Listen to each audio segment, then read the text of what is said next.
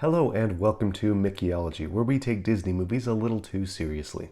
I'm Austin Rathall, and today we're comparing Disney's animated and live-action versions of The Little Mermaid with the original story. Danish author Hans Christian Andersen published The Little Mermaid in 1837.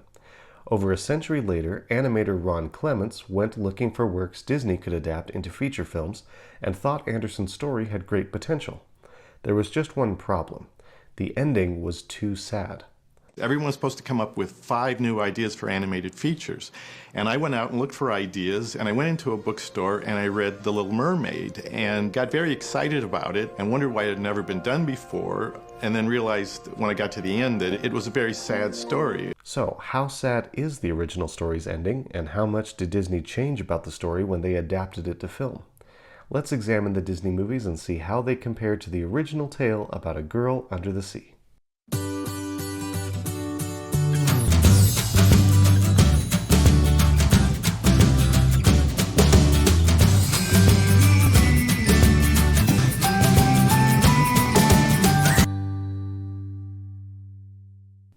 Format.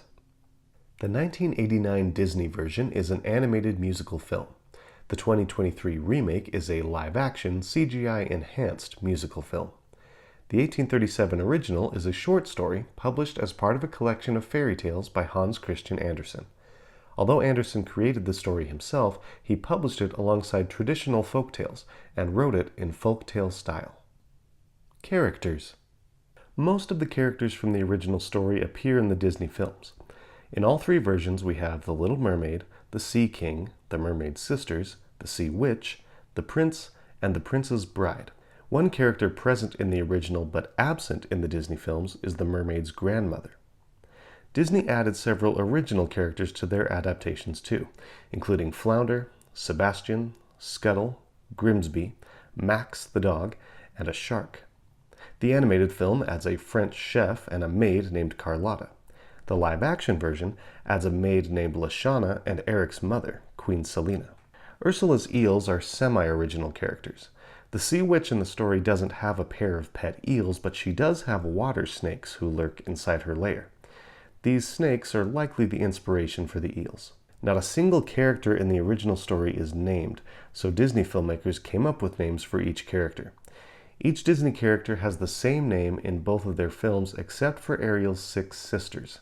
In the animated film, the sisters are called Atina, Alana, Adela, Aquata, Arista, and Andrina. The sisters in the remake are called Karina, Tamika, Mala, Caspia, Perla, and Indira. Plot.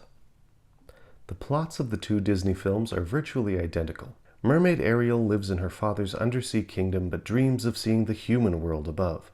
After falling in love with Prince Eric and arguing with her father, Ariel strikes a deal with the witch Ursula and gives up her voice to become human. After failing to win true love's kiss from her prince, Ariel transforms back into a mermaid, and she and her friends must battle Ursula to stop her from ruling the seas. In the end, Ursula dies, Ariel and her father reconcile, the king makes his daughter human again, and Ariel reunites with Eric. The plot of the original story is similar to the Disney films, but has some key differences, especially in its ending. The plot of the original goes like this. Deep in the ocean lives the Sea King, a widower with 6 daughters, the youngest of whom is a quiet girl fascinated by the surface world. The king's aged mother raises the princesses, and the youngest asks her grandmother all about the world above the sea. Her grandmother says when she reaches her 15th year, she'll have the chance to go see it for herself. Each of the princesses goes to the surface on her 15th birthday and returns to tell the others what she saw. At last, the Little Mermaid turns 15, and it's her turn to see the world above. She goes to the surface and sees a ship. On board, a prince is celebrating his 16th birthday with fireworks. A storm arises and destroys the prince's ship. The Little Mermaid rescues him and takes him to shore. Then she swims off and watches him from some rocks in the water as some girls from a nearby convent discover the prince lying on the beach and take him inside. The Little Mermaid returns to the surface often and spies on the prince. She tells her grandmother about what she's been seeing on the surface, and her grandmother tells her something the mermaid never knew. While merpeople live 300 years, much longer than humans, they have no souls. When a mermaid dies, she turns to sea foam and ceases to exist.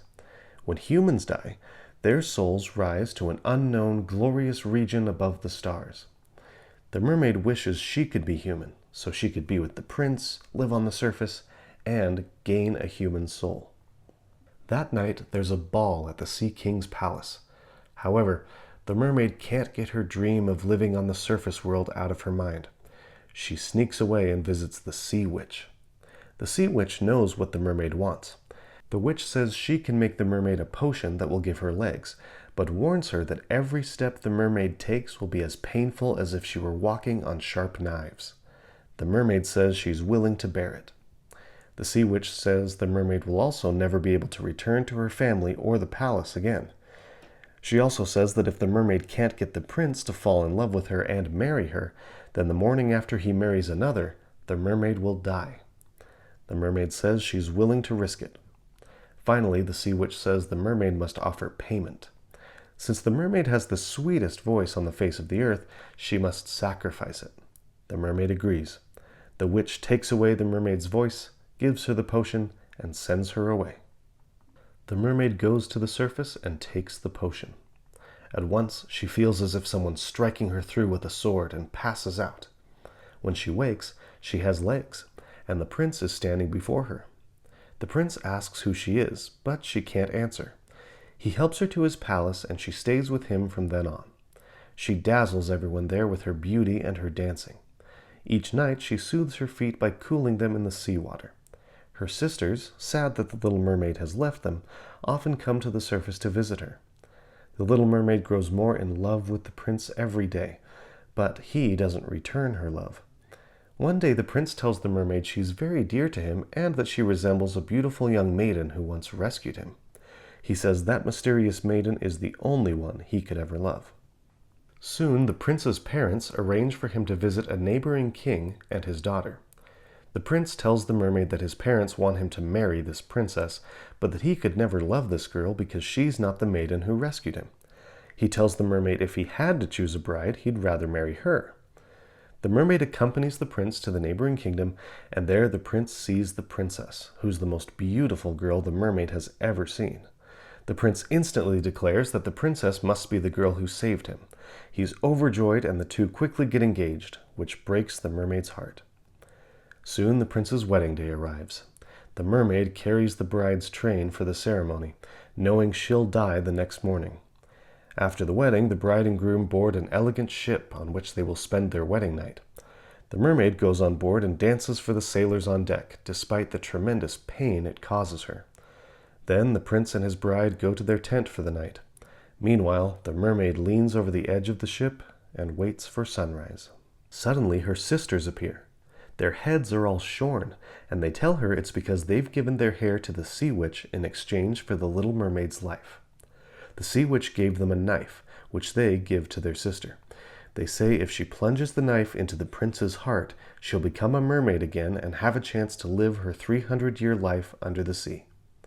Dawn approaches, and the mermaid draws back the curtain of the tent where the prince lies sleeping beside his new bride. She holds the knife in her hand. She looks at the knife and then at the prince. Then she makes her choice. She flings the knife into the ocean, sacrificing herself. Dawn breaks, and the mermaid throws herself into the sea, and her body dissolves instantly into foam. Instead of disappearing, the mermaid rises. She sees hundreds of beautiful ghostly beings who introduce themselves as the daughters of the air. They fly about the world performing good deeds.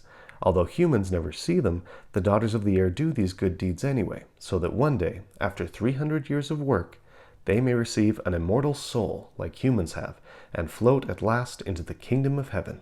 They tell the mermaid that she has tried so hard to do as they do, that now, because of her good deeds, she may join them and earn a soul of her own. The mermaid looks at the prince and his bride, who are now gazing into the sea, searching for her. Tears fill her eyes, the first she's ever shed. Invisible, she kisses the bride's forehead and then floats away alongside the other daughters of the air. Easter eggs and connections. Disney drew whole scenes and plot points directly from the original story of The Little Mermaid, but they make several subtle references to the story as well. The live-action film opens with an on-screen quote directly from the story. It says, "But a mermaid has no tears, and therefore she suffers so much more." This line comes from the part of the story when the Little Mermaid must watch her older sisters go to the surface world without her. She watches them ready to cry, but she can't, since mermaids have no tears. The mermaid eventually does shed tears at the end of the story. In the original, the Sea King is a widower with 6 daughters. In the Disney films, King Triton is a widower with 7 daughters. However, Triton plays a much larger role in the Disney films than the Sea King plays in the original story. In the original, the mermaid's sisters love to retrieve objects from shipwrecks, and she doesn't. In the Disney films, Ariel loves to retrieve objects from shipwrecks, and no one else does. In the live-action film, Ariel's sisters clean up shipwrecks and complain about how much damage the shipwrecks do to the coral. Disney artists originally drew Ariel with different hair colors, but they finally settled on red. They might have been influenced by the story, which says the Little Mermaid kept a garden with flowers as red as the rays of sunset. In the original, the mermaid has a white stone statue that fell from a ship. She keeps it and admires it because it reminds her of the prince. Ariel has a statue just like it in the films, but in the animated film it doesn't just remind Ariel of the prince, it's a model of the prince himself, carved for him as a birthday gift.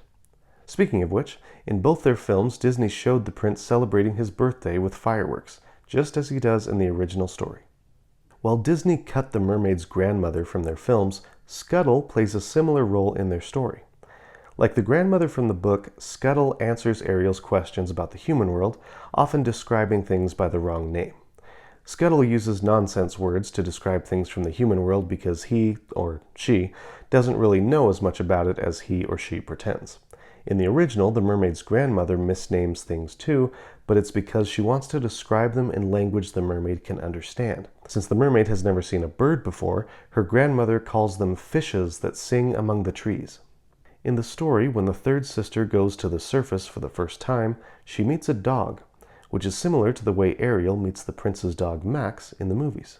After visiting the surface world, Anderson writes that the mermaid sisters said it was much more beautiful down below, and pleasanter to be at home. That's exactly the idea Sebastian tries to convince Ariel to believe in the Disney song Under the Sea. In the live-action film, Ariel must swim past the skeleton of a mermaid and a slew of frightening plant creatures that clutch and tug at her on her way to Ursula's lair. This comes directly from the original story, though the original says there are also human skeletons and shipwreckage littered around the witch's lair. In the films, Ursula gives Ariel only 3 days in which to win the prince's heart. The witch in the story doesn't give the mermaid a deadline, but she does say that if the mermaid had come to her 1 day later, she would have had to wait another year before the witch could help her. The scene with the sea witch in the original story is very similar to the one in the films. The dialogue between the mermaid and the witch strongly resembles the dialogue between Ariel and Ursula in the song Poor Unfortunate Souls. Anderson even describes the steam and sounds that arise when the witch pours ingredients into her cauldron. In the story, the witch adds a drop of her blood to the potion, similar to the way Ursula requires Ariel to seal their pact with blood in the live-action film. There's only one major difference between the Disney scene and the one in the book. In the movies, Ursula magically summons Ariel's voice out of her throat and locks it away in a seashell. In the story, the sea witch simply cuts out the mermaid's tongue. In the story, Anderson describes the prince having raven hair. Disney gave Prince Eric dark hair in both their movies. In the original story, the prince falls for a princess from a neighboring kingdom because he believes she's the maiden who saved him from drowning. The princess never bothers to correct the prince and marries him, unknowingly sealing the mermaid's doom. Disney gave this part of the story a more sinister edge, changing the mysterious princess into a disguised Ursula. This makes the prince's sudden betrothal more logical in the Disney film. In the original, the prince simply assumes this pretty girl is the one who saved him and rushes to marry her. In the movies, Ursula uses Ariel's voice to bewitch the prince into marrying her. In both Disney films, when Ariel learns that Eric's engaged to someone else, she stares out at the horizon in despair. This scene echoes the original story in which the mermaid sits on the edge of the prince's wedding ship in despair. While the animated film places Ariel on a dock for this scene, the live-action film has Ariel sit on the rocks at the waterfront and drop a tiny mermaid statue into the water. This scene may be a nod to the famous Little Mermaid statue perched on the rocks at the waterfront in Copenhagen, Denmark. Both the original story and the animated film place Eric's wedding on a ship, and in all three versions, the mermaid's sisters return to the surface to see her, although Disney puts this reunion under much happier circumstances and allows all the princesses to keep their hair. Conclusion. So that is my comparison of the two Disney versions of The Little Mermaid with the original story. Please let me know in the comments what you thought of this video. Let me know if you've read The Little Mermaid before and which version of The Little Mermaid is your favorite. Please don't forget to like and subscribe and to follow me on social media. And as always, thank you very much for watching. I will see you next time. Bye-bye.